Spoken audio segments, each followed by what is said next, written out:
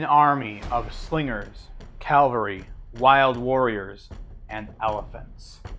This is Hannibal's Carthaginian army, one of the greatest threats that Rome ever faced. This army is an epic 10mm scale. It took me nearly 3 months and over 100 hours to paint until I felt like they were ready for the tabletop. And look at them in all their glory. Today, we're going to explore this army, taken from every corner of the Mediterranean and pieced together, trained by Hannibal himself, to deliver a threat to Rome that they had never seen before on their own turf. So let's go ahead and hop into it with our first unit.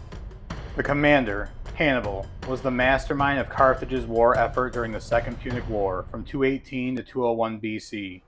Son of Hamilcar Barca, he swore eternal hatred of Rome as a boy, and he lived up to it. Hannibal was bold, brilliant, and ruthless, combining different troops from across the Mediterranean into one deadly war machine. From the Balearic Islands came some of the most feared missile troops of the ancient world.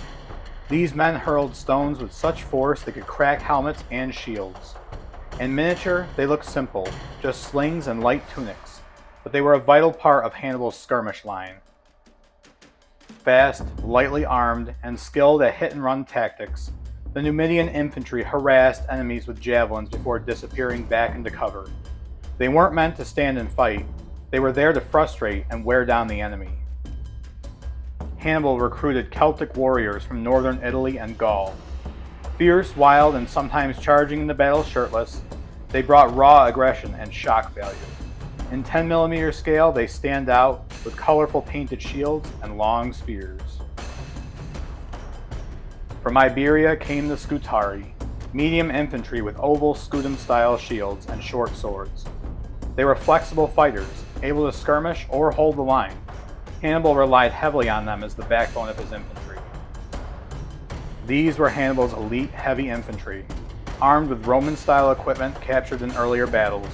The Libyans fought in tight formations with large shields and spears.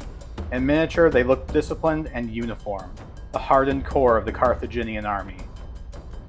Some of Hannibal's most effective troops, the Numidian light cavalry, masters of speed and maneuver, they fought without saddles or armor, circling enemies, throwing javelins, and never letting Roman cavalry pin them down.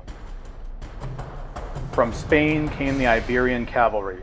Tougher and more heavily armed than the Numidians, they combined speed with the agility to charge and fight hand-to-hand, making them a versatile and dangerous force on the battlefield. No Carthaginian army would be complete without its most iconic weapon, the African war elephant. These beasts were terrifying to enemy soldiers and horses, capable of smashing through battle lines. Though difficult to control, in miniature, they are a centerpiece, towering above the tiny infantry. Now, what made Hannibal so effective wasn't just his army, it was how he used it.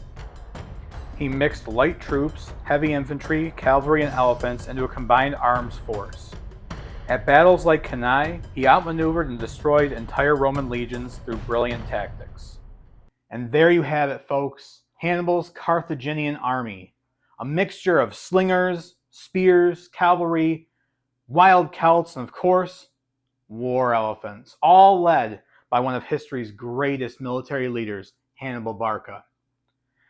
Which one of these units would you like to deploy first in your ancient game?